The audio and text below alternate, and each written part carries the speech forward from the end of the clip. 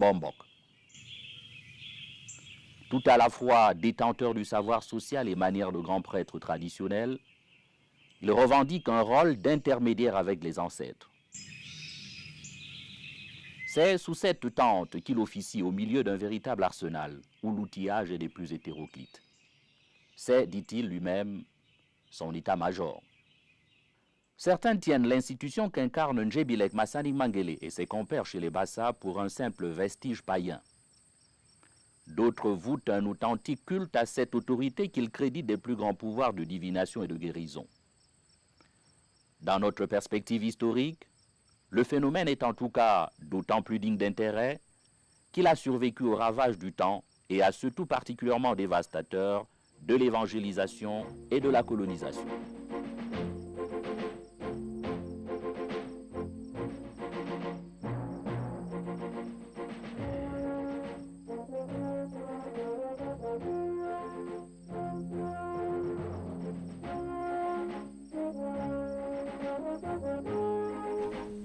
Je suis entré dans mon état-major avec vous, dans l'ensemble, pour poser mes choses et pour qu'on commence la causerie.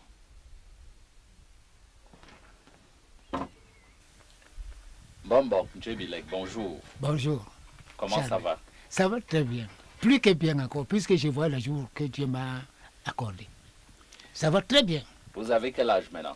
J'ai l'âge. Je suis né en 1915. 15. Et vous êtes toujours aussi solide. Je suis toujours solide. C'est quoi votre secret? Mon secret, de garder ma vie, personnellement. De C'est-à-dire? ne pas voir, ouvrir mes yeux, tendre ma main, prêter mes oreilles.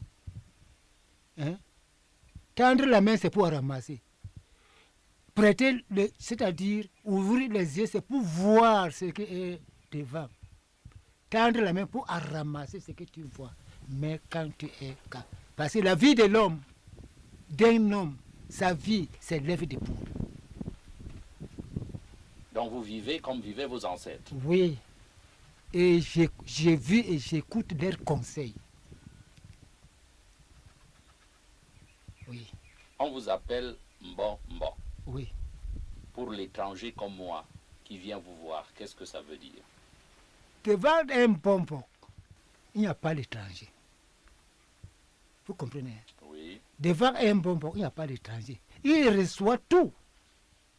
Le monde. Blanc comme noir.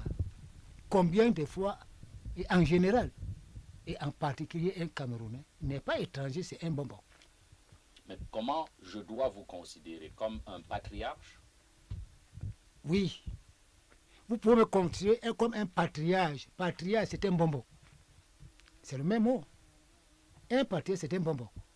Mais tous les patriarches ne sont pas Mbombo. Qu'est-ce que vous avez en plus? Ah oui. Bien sûr. Tous les patriarches ne sont pas bonbons. Hein? Il y a les patriarches. Et il y a les bonbons. Quelle différence? Mais la différence est qu'il faut suivre les traces et le comportement d'un patriarche ou le comportement d'un bonbon pour être clair, honnête, véridique, n'étant pas parti pris. Comment devient-on Mbombo? Dans votre cas, comment ça s'est passé? Dans mon cas, je vous ai dit et je répète que moi je suis né Mbombo. Parce que les Ngambis de nos ancêtres, de nos pères, quand je suis né, ma mère étant enceinte, les Mbombo ont vu que l'enfant qui sortira dans le ventre de Ngonje Monique sera un bonbon. Dès que je suis né, il y a 12 bonbons qui sont venus me taper la chasse-mouche. Voilà un bonbon qui est né. Je connais quelques noms des uns, comme les Nambara, comme les Mora, comme le Mbombonje Kumba, comme les Sokolo, comme les Dime, comme le Mora, et les Nambara, les Chamo. Ils m'ont béni étant bébé. Et ces gens et leurs descendants sont dans quelle localité? Toujours la collège d'Imbougou. Sauf mon oncle qui était l'un de Keleng, Ndié et Sokolo. Keleng, Makondo Matiti, Keleng. C'est-à-dire à quelques kilomètres d'ici. À 1 kilomètre et poussière. Alors, vous dites, vous êtes né Mbombok.